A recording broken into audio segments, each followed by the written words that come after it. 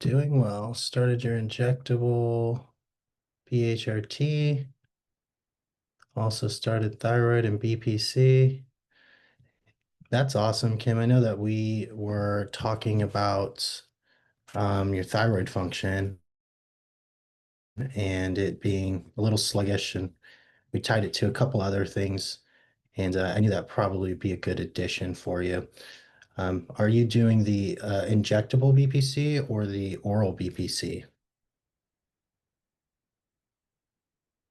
Yeah, I like the oral. It definitely works well. All right, so some of the things I wanted to cover, I don't know where this is, but I have it written out here, is thyroid plays in this. Mitochondria function as a whole. So I think that's kind of like a pretty in-depth topic. Like I think a lot of people um, have a hard time, like maybe even understanding mitochondria, but really all of your cells, well, your mitochondria touches all of your cells. So I think in school we talk about it being the powerhouse of the cell. And really the thing I focus on a lot with people is it produces energy, and things like your sex hormones like testosterone and estrogen cross the mitochondria. So if somebody has potentially lower levels of mitochondria function, they could be potentially taking BHRT and not be getting the full benefit. So sometimes what I see with people who have maybe chronic inflammation, that may be related to the digestive tract, it could be liver. There could be several places in the body that's inflamed the brain, and they take bioidentical hormones and they are not as efficient, or taking thyroid hormone and not getting adequate levels. I don't know if any clients here have ever used thyroid medicine. I was actually talking to Charlotte about this just a minute ago. Over the past 3 years, my thyroid, I continuously had to increase my dosing because my free forms of thyroid were not adequate enough. And I tend to see this with some individuals. Well, I actually just did a liver detox. If you're on our Hormone Happy Hour a couple weeks ago, we were talking about that. And with me kind of doing this flush and cleanse, I've noticed that my resting heart rate is actually elevated pretty significantly. If you're overdosing thyroid medicine, which I'm not trying to do, increased heart rate is something that you could experience from that. So, um, really, what I think a lot of times is if your cells or your organs are not detoxifying correctly, that you can input as much medication. If that mitochondria is slow or that liver is sluggish, that you may not get the full effects, or you may need more drug than what you actually need if you were to work on those areas. So we always talk a lot about addressing root causes, and we'll talk like basic things to help sync mitochondria, cell function. Some of the baseline things that I really focus on with people is probably sleep. There's so many tools out there, like you do red light therapy, PEMF mat, you could do mitochondria peptides, mitochondrial supplements, but if you don't get adequate sleep, that's probably one of the like low tiered players that I would say needs to be addressed as we're working on improving cell function, if you will. Um, Other things that are going to play a big role in that is your cortisol. So if you have abnormal sleep patterns, your cortisol is going to become abnormal. Cortisol also is going to interact with the mitochondria. So I think getting adequate sweet sleep, having a similar wake and sleep cycle. I try to wake up within a couple hours of my work day versus my weekend day. I don't get up as early on the weekend because I would like an hour or two more sleep. But I don't do extremes. I see a lot of people, they'll get up at like 5 or 6, like Monday through Friday, and sleep 4 hours. And on the weekend, they'll sleep like 10 or 12 hours. And I'm like, the reason why you have issues with your sleep cycle is because you are not really training your body and it's not in a proper rhythm. So if you're waking up in the afternoon 2 days out of the week, and then you're up before the sun comes up 5 days of the week, you're really going to have issues with your waking response of cortisol and making appropriate energy to get you out of bed. and then potentially lowering cortisol and having melatonin elevate so you're able to sleep throughout the night. So those are some of like the basic core things I focus on. If we're looking at lifestyle pieces, you need to exercise. I think whatever form of exercise, I'm sure we all have different opinions on that of more restorative work, resistance training. I think probably all of us would say you can overdo exercise. So finding what works best for you in your schedule, but movement is going to be a piece of that. Um, and then food, food is going to be another really important topic when we look at mitochondria function. So things that I personally think about is making sure that you have enough antioxidants, polyphenols in your diet. So your fruits and your vegetables. I see lots of familiar names here. So I'm sure most of you have done a GI map with Ashley. She talks about eating the rainbow. I'm a huge advocate of eating the rainbow. I used to be a chicken and rice guy and never any vegetables for lots of years. And that turned into a lot of issues for me, honestly. So the more diverse my diet is, the more I know I'm supporting my body and then potentially helping support my mitochondria. So kind of baseline things there that I think are important.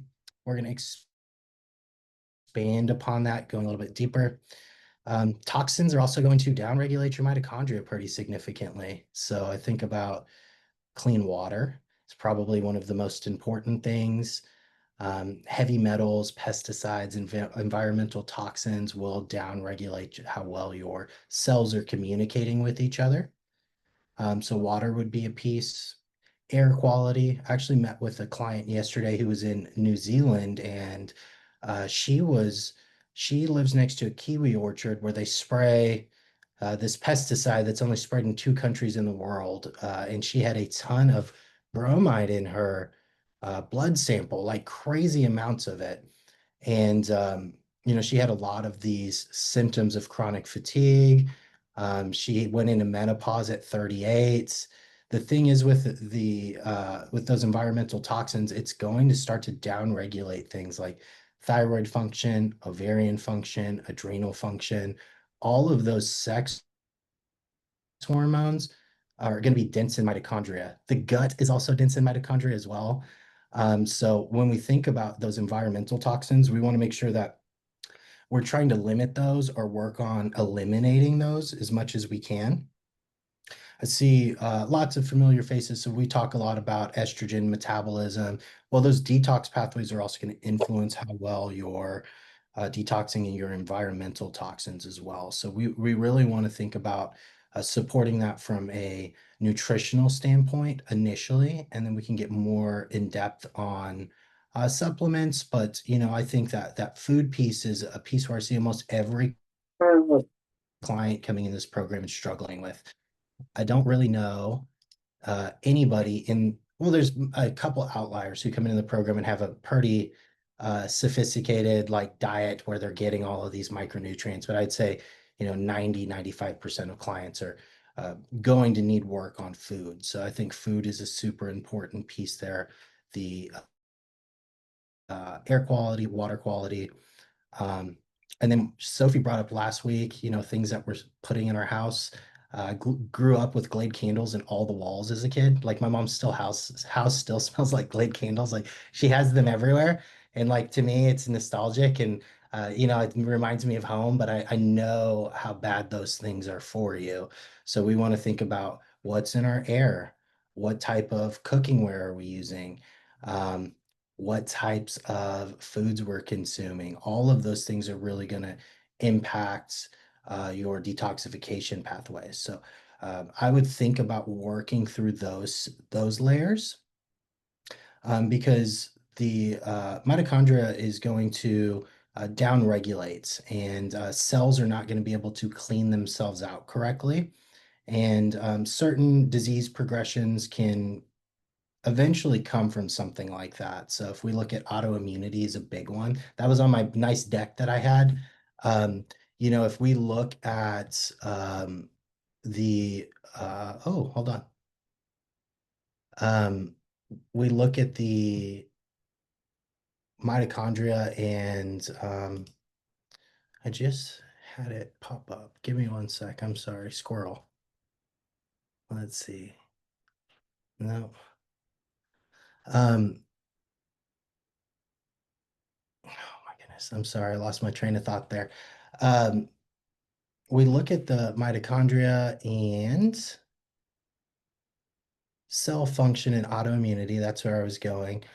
Some of the big things I see with autoimmunity is potentially chronic fatigue, low energy, sometimes hypometabolism. I would say that's not always the case if you're kind of on this outlier and you have a Graves' disease or something. Some individuals may be um, thinner, but as a whole, I would say weight loss is also a piece of that.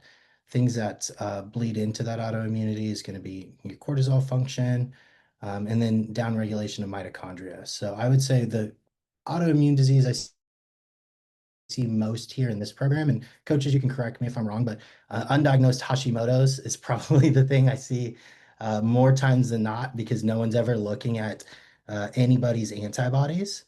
And with that, your thyroid, specifically your T3, is going to have direct impact on cell function, how well your body's able to produce and make energy.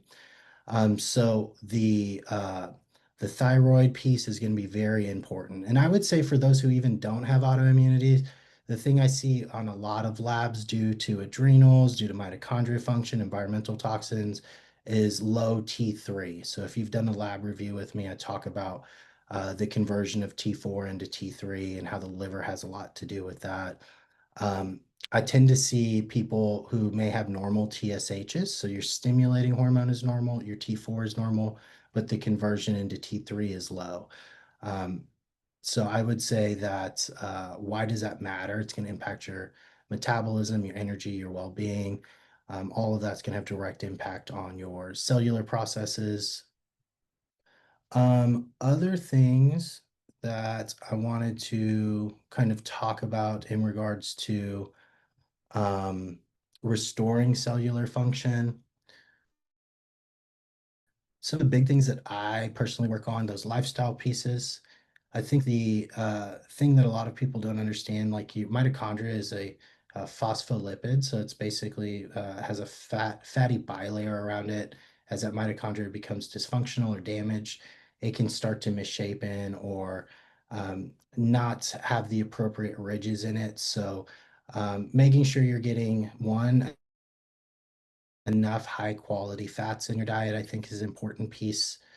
So omega-3s, your olive oils, your avocado oils. I like saturated fat within moderation. I know I have some coaches here who love saturated fat and do lots of it. I don't think there's really anything wrong with any of those things. I would say that the shape of the mitochondria matters, and then if we're looking about, improving the ability of that cell to produce energy, your antioxidants are going to be important there. Things like glutathione is going to have a direct interaction with the mitochondria.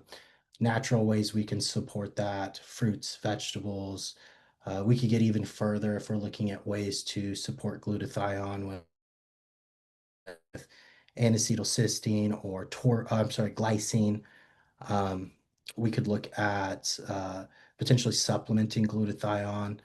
Um, and then other things that I think are low tiered players that are very helpful if we're going to kind of go into the over the counter realm of things. CoQ10 is another low tiered player that I think works really well. I take a CoQ10 every day. For those who have issues, is there any way to naturally support more estrogen? Yeah, we can definitely get into that here, Stacey. Um, the other things that I think are important is if you have detoxification issues, you need enough methyl donors in certain phases of detoxification. So looking at your methylated B vitamins, um, those things are also going to help with mitochondria function. And trying to think what else I like to use. And we can get more specific into peptides. Coaches, do you have any specific supplements you like to use to help with energy, mitochondria? I know there's a lot of blends out there. I think L-carnitine comes to my mind, but if y'all have any input on that, that would be cool. And then I maybe can get into some peptides. I can get in and answer Stacy's question.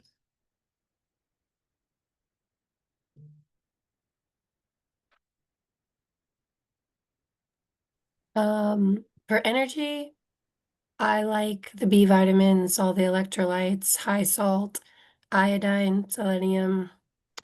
Make sure you're pooping a lot. I think just a slow digestive tract is going to make somebody super tired and cranky.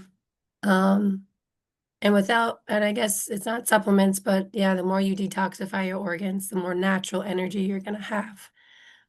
Because obviously there's a backup, there's a toxin buildup, and toxins are literally just there to drain you of your vitality, your minerals, your vitamins, dysregulated hormones. So the more that you can focus on detoxifying your organs, I feel like the less you will need to lean on supplements. So that's like the goal I have. Because if you look at my cupboard, it looks like GNC. I'm sure there's a lot of people in here that have a GNC cupboard. I do, guilty. But the goal that I have is to step away from that and use it less and less and less by helping my body out and its processes that it should naturally do more and more. So that's what I would say with that. Sorry about my Um, voice. Unsurprising. As Charlotte thinks about it from the detox, I think about it from the gut, but also related to detox. And so I'm probably repeating a lot of things that both of them said, but I think just because your gut can impair mitochondrial function and all of that, I think of making sure you're supporting your gut barrier with glutamine and zinc, carnosine, and peptides, omega 3s. And then just nutritionally for mitochondrial function, whether by supplements or through food, like Charlotte said, B vitamins, but you'd also get those through like leafy greens and eggs and nutritional yeast and meats and stuff like that. Magnesium, CoQ10, L-carnitine, on the detox pathway front, like sulfur-rich foods, so garlic, onions, cruciferous vegetables, and then also like avoiding things that stress the mitochondria. So avoiding the high sugar and refined foods, and obviously things that are going to impact more on the like toxin front, where foods are coming from, making sure you're washing your fruits and vegetables really well, stuff like that. So no smoking, no alcohol is what you're telling us. Yeah, moderation, right? I think that that's a big thing. I think really disrupts things is alcohol as a whole. I don't know if coaches agree with me. I don't drink very much at all, but I don't really think that alcohol is going to help you in any way, shape, or form in this program. Um, Not only physically, but like the mental, emotional drain consuming alcohol can have on your body and your mind. So, not saying you shouldn't never have a drink, but if you're not feeling well and you're working through kind of recovery or working through autoimmunity, it's something that's not going to help the process. Um, so I love that. I love that you brought up, the things that are harmful. I think a lot of times people want to continue a poor lifestyle and then just try to supplement their way out of a poor lifestyle. I always get people like, is there a supplement for that? I'm like, no, there's not a supplement for you to eat 5 meals a day. Like, have a breakfast, lunch, dinner, and a snack. Just you can't, there's no way to supplement out of that. So I think those are really important. Stacey, I want to kind of tie this into your question here is supporting estrogen, more natural ways to support estrogen. So if you are in a pre or perimenopause setting, the big things that I think about is excess toxins and downregulation of mitochondria most definitely will throw off your cycle. So you have lots of mitochondria in the ovary.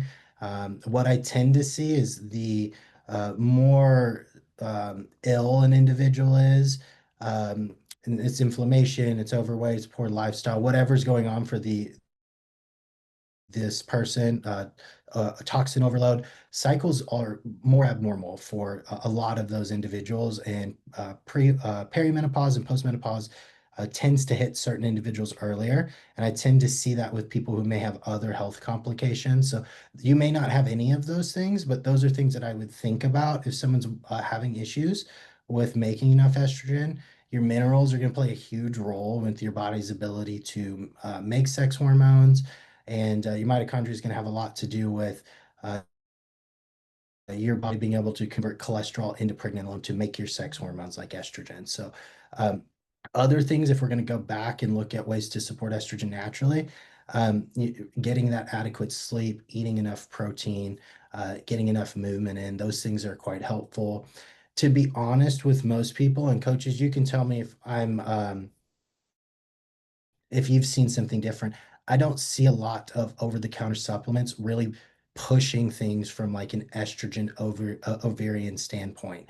I've not had much success with that with clients. I tend to look at other avenues, if that's that sleep, that stress, the nutritional piece to regulate cycle or get more production of hormones versus trying to use some sort of over-the-counter aid or some sort of estrogen mimicking supplement. I see a lot of those like post 40 women's perimenopause supplements out, and I personally don't see those really working that well. I think that's kind of a marketing thing. That's just my opinion. I don't know if y'all would agree any differently. I know I have Lisa here. I know that you're currently going through some hormonal changes in the menopause. Have you ever used anything naturally to try to boost estrogen? And if so, uh, did you have success with that, or have you had any clients try to do some things like that? Yeah, great question. I did try, I think it's like black cohosh for Yeah. hot flashes, primrose oil. Those worked, I think, for like a period of time, but not like consistently. Well, not as much as like bioidentical estrogen. Um, Same for clients. I don't think, we work on all the lifestyle things, like getting all the things that you've mentioned, like getting enough sleep, keeping detox pathways open, drinking water, making sure that they're getting enough cruciferous veggies, like supporting of estrogen metabolism. But yeah, nothing, I would say like nothing really over the counter works consistently as well.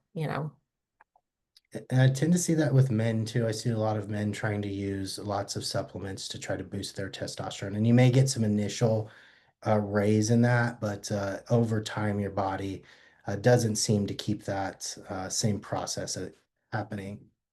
Um, Stacey, I know you're in front of a bunch of people here, so if you don't want to That's share that, fine. that's fine. But if you want to elaborate further on your question, maybe some specific things that you're experiencing, you have a lot of coaches here. We'd be happy to I all chime in and appreciate give that. you some insight. Thank you.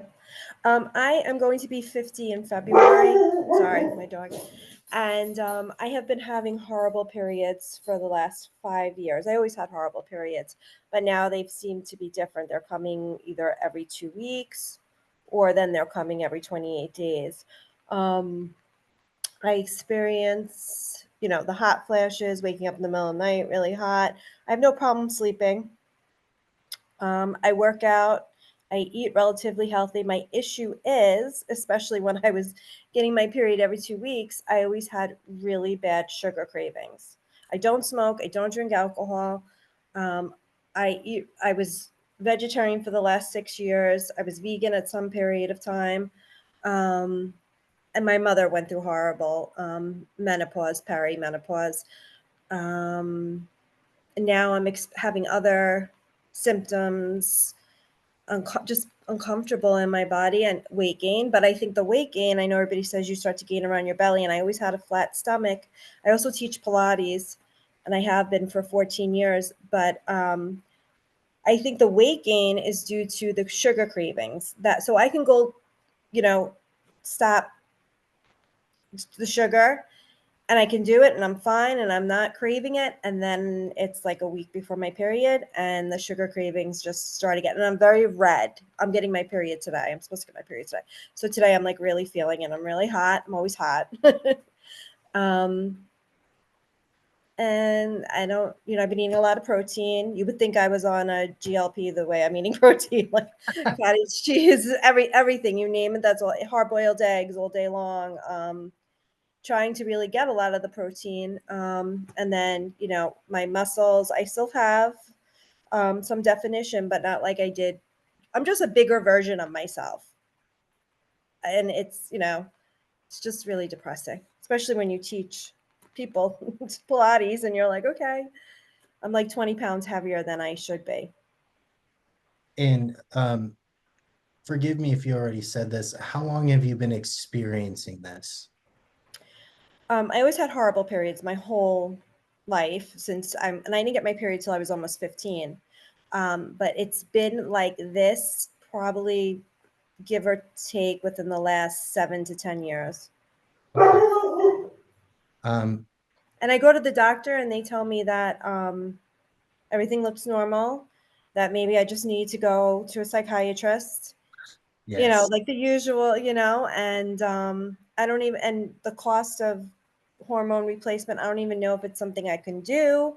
I have family, I have other priorities, but obviously this is important, but I'm just trying to figure out ways that I'm open to it. I just want to know ways that I can manage it right now without continuing to feel like this.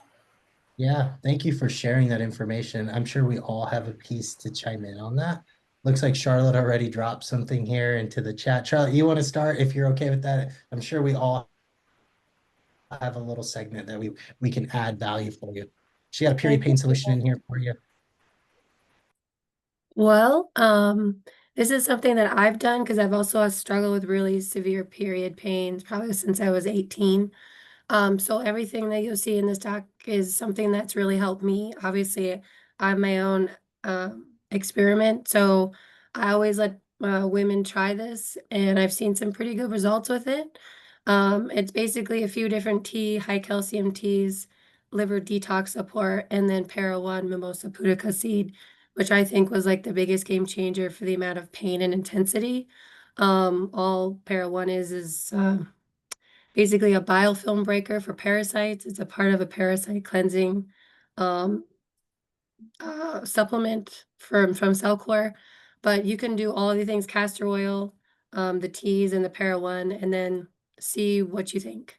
But it is really great for PMDD, for anxiety, depression, mood swings, anger, rage, all that stuff that comes right before your period.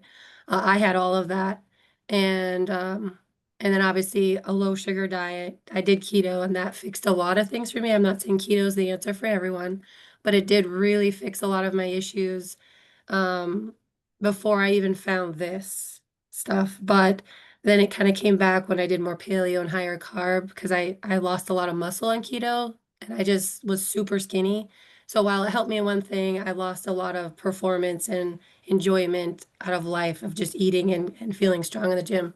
So it's kind of a double-edged sword there. You just kind of find your happy medium and maybe trend towards lower carb, but then maybe have just a little bit more carbs as you get closer to your cycle, because I do think that's important for women, going up a bit more for progesterone production. I think that's actually what killed me, honestly. I did too low, too much intermittent fasting and not enough food. So you could try just these solutions and then see how they help you without even changing, your diet. Obviously, mindfully eating less sugar, but you could try it and see if it helps you. Thank you so Yeah, of much. course. I obviously want to say something, but I want to wait and see if any of the coaches have some things to say. So I'm going to pause. If anybody else wants to chime in, I'm sitting here looking at your document, Charlotte, because there's some good stuff in here.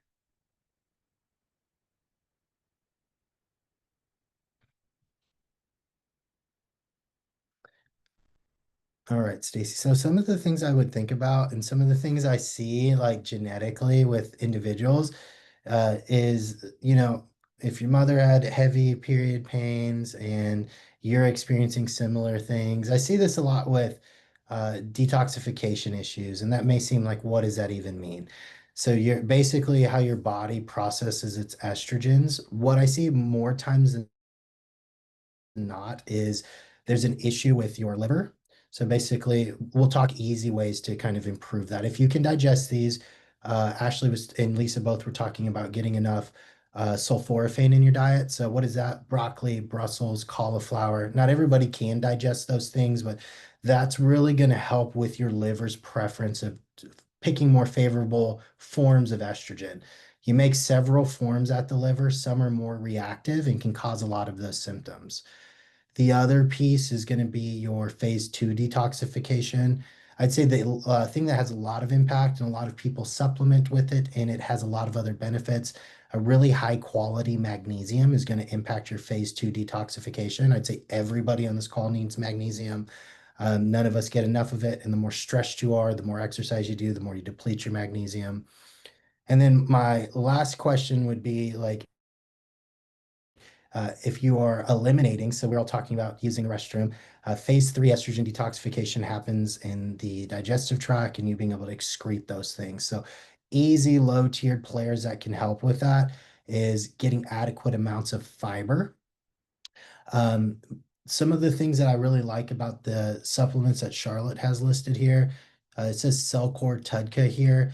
That's going to help with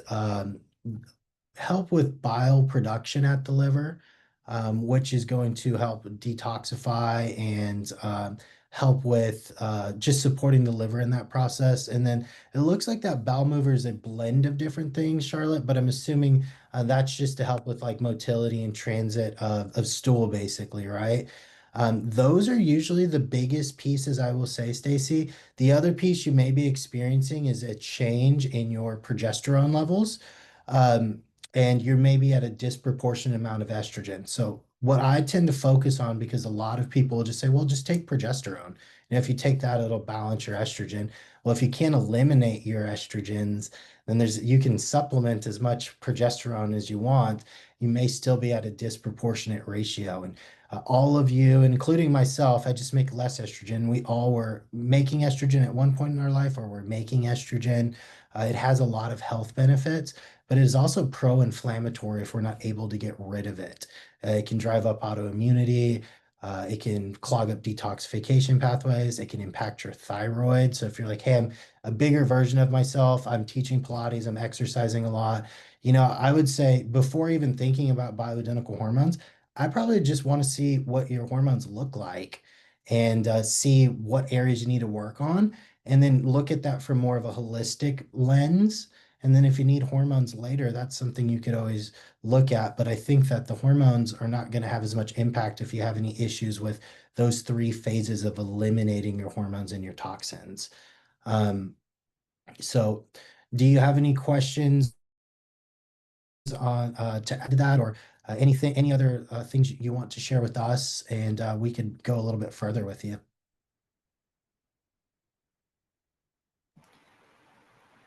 No, I think I'm trying to take this all in. I can't think of anything else. I mean, that's pretty much what's, going on. I guess if I were to do those things, I do take magnesium, but I don't know if not consistent. That's my problem too. I'm not consistent. I just really want to stop craving sugar. Want my old body back. Yeah, no, I understand that. What about stress? Do you have a lot of stress because you're not sleeping well? No, I'm sleeping. I'm sleeping. I have stress. I have stress like everyone else. I mean, I think everybody's experiencing stress right now. And, as a mother of 2, a teenager and a 11-year-old. But the other thing I wanted to say was, my doctor had put me, and I've been on for quite some time, and I don't say it correctly, spironolactone. It's estrogen for my skin. Was why, because I was breaking out. Any thoughts on that? Because I know when I didn't take, Spironolactone? am I saying that correctly? Yeah, it's an anti-androgen actually, and it's a potassium sparing diuretic. So it does lower some of the higher streamed androgens, and it will help with skin, but it has a pretty strong systemic effect on your body. So one of the things I see is dehydration and potentially water retention. Do you experience any like after Pilates, if you're taking it, do you have any issues with cramping or any issues with like edema in your legs or your feet? No, but I don't drink enough water. So maybe, Let's start there. yeah, I should start there. That's a huge one. Is No, I don't have in my getting some body water any in. cramping. No, I'm able to pretty much no. As I get older, the exercises I used to do, I can't do as many reps of, I find, which I hate. But I just thought that was part of aging. So, Yeah, the spironolactone, when I think about acne, there's usually some deeper rooted things. So I think the gut is probably a huge piece. So if there's any issues with the digestive tract, a lot of things in the gut finally manifest on the skin when there's so much going on there. And then hormonal imbalances, if you're inflamed, your body's going to favor more androgenic pathways, so more what's the word I'm looking for? More masculine or more male hormone dominant pathways. So dihydrotestosterone is another piece. Men make a lot of it. That's why our hair falls out. We make a lot during puberty, and that's why little boys or teenage boys are covered in pimples. If you are, your hormones, if you're inflamed, you're going to favor a lot of those pro-inflammatory pathways that can drive up your acne. okay, yeah, no, I don't. I know. Well, testosterone when women or when you take that, you get hair growth and all. Right? Isn't that the norm? Like, So no, I would say not. You shouldn't get excess hair growth if you're taking testosterone as a woman. I think really it depends on how your body metabolizes it afterwards. So you really want to make sure that a lot of the inflammation status is in your body. So what I would say is testing those things. Your primary care office is not able to test those. Those aren't covered in billing and coding. They run a very small panel for you. And based off of that panel, as long as you fit within that range, you're normal. So they're not able to treat you. So I would think about if you were going to spend any money anywhere is doing a set lab panel and tracking that and see if you have any elevations in dihydrotestosterone, if you have any issues with glucose, insulin, A1C. They really don't test a lot of those things for in your basic blood work. Checking those things would give you some insight on potentially what's going on instead of just guessing or just taking supplements. I see a lot of people just like, oh, I take a supplement for everything because I don't know what's going on with my body. You being able to do some specific testing and then figure out exactly what's going on with your body and then getting the correct supplements based off of that or pharmaceuticals would make the most sense. Where are you located? Long Island, New York. Yeah, I would say, finding an integrative doctor or there are plenty of cash pay places to do labs and or obviously our program is included with labs. But those are things that I think would be well worth the money. Everybody who consults with me, I always tell them like you should continue to do labs. You may not be a client here for 50 years. So, but as long as you're alive, you want to continue to do your labs and check those things. Because without you knowing any of those things and no one's checking them, one, you don't know what's going on with your body, and two, you can't really advocate for yourself for the things you don't know what's happening. Right. Coaches, do we have a list of all of our lab markers? I don't know if we have anything quickly at hand that we could drop in the chat and share. I have it. I'm going to try to pull it up. We're going to give you everything you should look at, okay? Thank you so much. Yeah, absolutely. I wish I knew where it was. I'm not as quick as them, so thank you. Thank you So look, all. I appreciate it. I appreciate the call. Thank you so much. Oh, yeah. I'm trying to think now that I have you on the phone. Or any other questions? I don't know. That's great. I think I need to get lab work done. I would highly recommend it. But these are the markers that you could potentially pull. We'll drop them in here.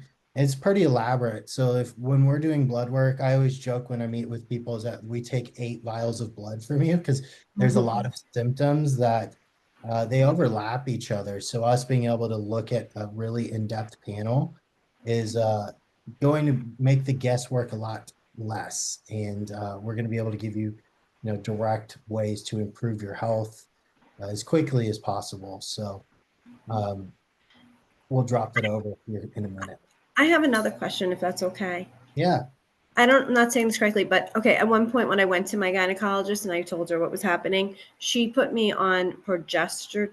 I don't say it correctly, the actual birth control pills. Progestin. blew up. Like I couldn't stop eating and sleeping. Like I didn't want to do anything but be in my bed and eat. Why do they do that? And then there was another question that wasn't the question, but then that it reminded me of that. So, see, I can't remember things. I really bad foggy, you know. Why aren't they testing for the things that we need tested? Well, the big thing is bioidentical hormones, like as a whole. Some OBGYNs will give women estradiol or progesterone, depending on your doctor. Everybody practices medicine differently. But testosterone is not given to women. It's an off-label treatment. So it's usually cash pay service. Most providers are going to do things that they can bill directly to insurance. And so that would fall in the lines of the synthetic progestins or synthetic estrogens or your birth controls. Those are what I see most women coming in here on, is because they're having those symptoms you're talking about. And taking that pill is the fastest way to fix those symptoms for a lot of women. Not every woman, but a lot of times that will stop a lot of what you're experiencing, because it completely shuts down your ovulatory cycle. So you just basically decimate all your hormones, which will make you feel better in the short term, create more It issues was long great term. at first. I felt like a brand new person. And then like 2-3 weeks later, it was back. It was worse then. And those drugs are a lot more hard to eliminate. So we keep on talking about detoxification. Those are synthetic drugs. Your body doesn't really know how to process them. So those can be super hard on the body. So what's bioidentical made of? I mean, we can't get other people's hormones. So what exactly is bioidentical made of then? Mainly yam. So wild yam is probably the most common given in bioidentical. So it is man-made, but it is identical in nature to what your estradiol looks like, or your progesterone, or your testosterone. So your body understands how to utilize that appropriately. As when you take a synthetic birth control, a lot of them have additional groups or molecules on them to make them stable, but they process through the liver. They can be more aggressive in certain areas of the body. They obviously work. We've been prescribing them for a long time, but they can create a lot of issues. So the bioidentical is going to be the best route for you. Stacey, Lisa had dropped in here. I don't know if you're on your Mac, but if you look at the notes, those I are don't all, know how to open my note. Oh, go in the chat. yeah. Okay. That's listing everybody in here. I think it might be missing a few markers. Like we started adding those inflammatory markers like APO. It might be missing a few, but I could send those. I could send This those is over. a good amount of them. Thank you so much. Stacey, I'm going to drop them to you in a private message right here, so it'll just pop up on your screen. Oh, okay. Thank you. Yep. Oh, and somebody's husband's in the hospital. I hope he's okay. I'm just seeing that. Yes, Kim, I hope your husband's doing fine. Okay. Let's, Thank you. and I wanted to answer your question, Kim, quickly. I didn't want to miss this. I want to ask you if there's any recommendations taking BHRT and BPC at any particular time of the day. So I'll start with that because you have a second part of your question. Everybody's different here, Kim. What I would say is if you work out in the morning, working out creates a good inflammatory process. We want to have that response from our muscles. If you use BPC, it may impact your that not recovery process, but the process of building muscle. So I usually work out midday. I like to take my BPC at night because I don't know anybody who eats while they're sleeping. So it's like probably the longest time throughout the day where you're going to be able to be without food, and it's going to have more time to sit in there and kind of work and heal things up. So that's my preferred method. Now, if somebody has a lot of digestive issues, I may have them stagger that AM and PM. It just depends. But I would say as far away from exercise as you can and as close to an empty stomach as you can. I usually eat like around 6:37. I go to bed at 9:30 every night. So I usually will wait about 2 hours and then take my BPC. That's my preferred way. And I just think that your body's healing at night. That's where we get a lot of our repair processes. So why not use something like BPC to enhance that process? And then your next thing here, also when taking the glutathione sublingual, the 2 pumps under the tongue. It's quite a bit of liquid. I did mine this morning. I wait 90 seconds, but it is not fully absorbed. Yeah, you're not going to fully absorb that. Really, what you want to do is get, and this will make sense to you because I know you're a nurse, is you want some of that mucosal absorption. So you are going to grab some because there's uh, a lot of blood supply in the mucosa in your mouth. So you'll absorb a good amount of that. But it is a liposomal, so there is basically a lipid bilayer or fat layer. Is when you take that liposomal, it's not going to degrade in the gut as quickly, or it has a better chance of making it out of the gut. So you can totally swallow a little bit. I can't get all of it to absorb either. And then how much magnesium in what form do you recommend? There's a lot. So my favorite magnesium is magnesium glycinate. I don't know if coaches have a different preference, but uh, glycinate it's a form of glycine, so it's magnesium with a glycine molecule attached to it. Glycine is calming. Glycine helps make glutathione. Um, if you're not going to use a magnesium glycinate, there's a company called Bioptimizers. They make it's called Magnesium Breakthrough, and it's all 7 forms of magnesium.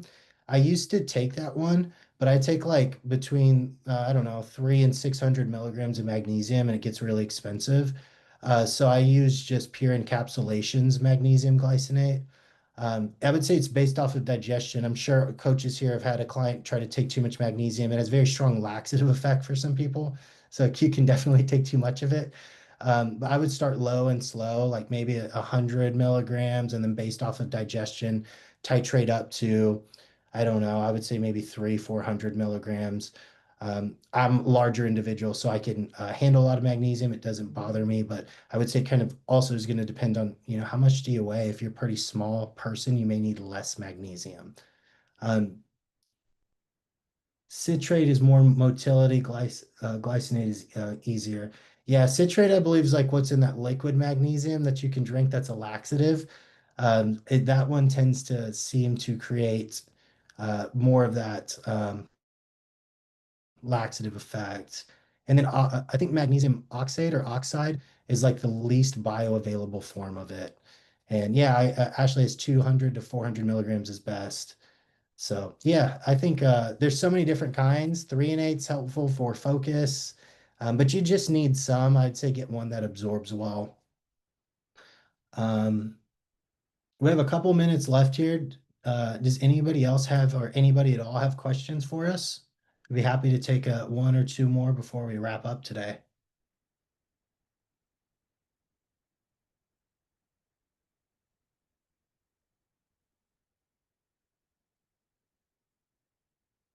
All right. Well, with that, thank you everybody for joining the Hormone Happy Hour. Coaches, clients, thank you all so much. It's great seeing everybody. We will see you here next week, same time, same place. Thank you so much. Yes, it's nice meeting you. Nice meeting you. Bye. Bye.